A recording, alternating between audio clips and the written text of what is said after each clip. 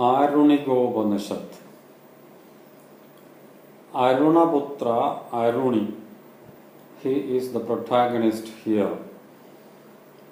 Aruni, son of Aruna, is a devotee of Prajapati, and he once goes to Brahmaloka in order to meet Brahma.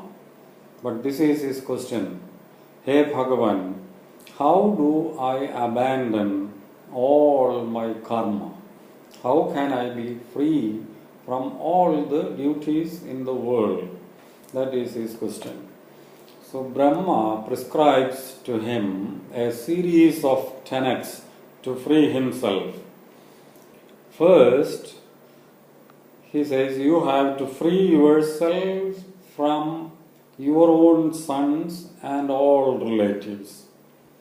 Then you do away with your attachments one by one, like Shikha, Yajñopavidam, Yogam, Sutram, all paraphernalia, nothing he has to keep with him.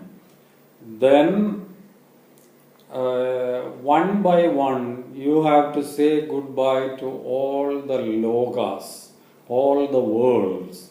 Usually we say about the 14 worlds. Ee ulakam. So 7 times twice. So that means 14. Which are the 14 lokas? Usually we don't discuss about that. But Brahma asks Arunaputra, Aruni, to say goodbye to all the worlds. These are the lokas, the worlds. One, earth, that is this world, Bhuloka. Second is Bhuvarloka. Third, Swarlokam. Fourth one, Maharlokam. Fifth one is Janalokam. Sixth one, Tapolokam. 7, Satyalokam. 8, Atalam. 9, Padalam, that is Hades. 10, Vitalam. 11, Sutalam. 12, Rasatalam. 13, Talatalam, and 14, the last, Mahatalam. These are the 14 worlds. All these belong to the Brahmanda Loka.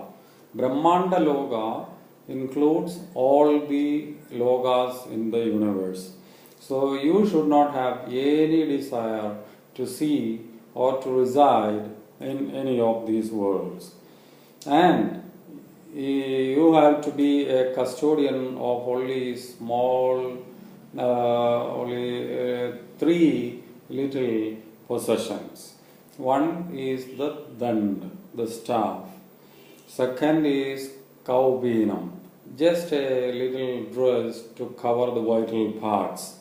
Then a blanket. So possess only these three things. Abandon all the other things in the world and you become a total sannyasi. But there are some other requisites also to abandon the world and to free himself from everything in this world. You have to eat only a very little food.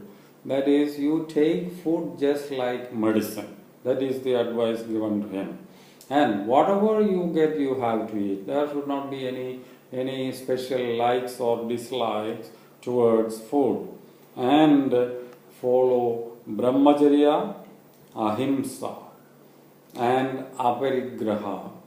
So these requisites also are there for one who wants to free himself from all the worlds. You have to become a Paramahamsa Parivrajaka.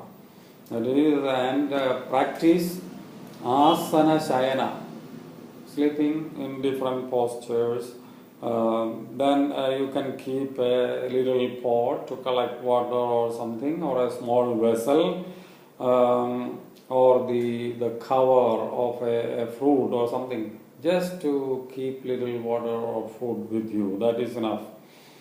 And you have to avoid all kinds of feelings, and there we get an enumeration. All the feelings are numbered. We find in the Bible and in several books that in order to free your mind, you have to be free from all the passions. So completely avoid feelings like lust, anger, rosham, lobham, moham, dambham, content, will, love, pride, harsham, happiness, all these. So you should not be carried away by any of these passions. Stay in one place during the rainy season. That means 4 months you should not travel. You have to avoid travel. And then you can travel for the other 8 months. And you can travel alone or with one companion. That is the stipulation. So abandon every one of the relations and all karma like this.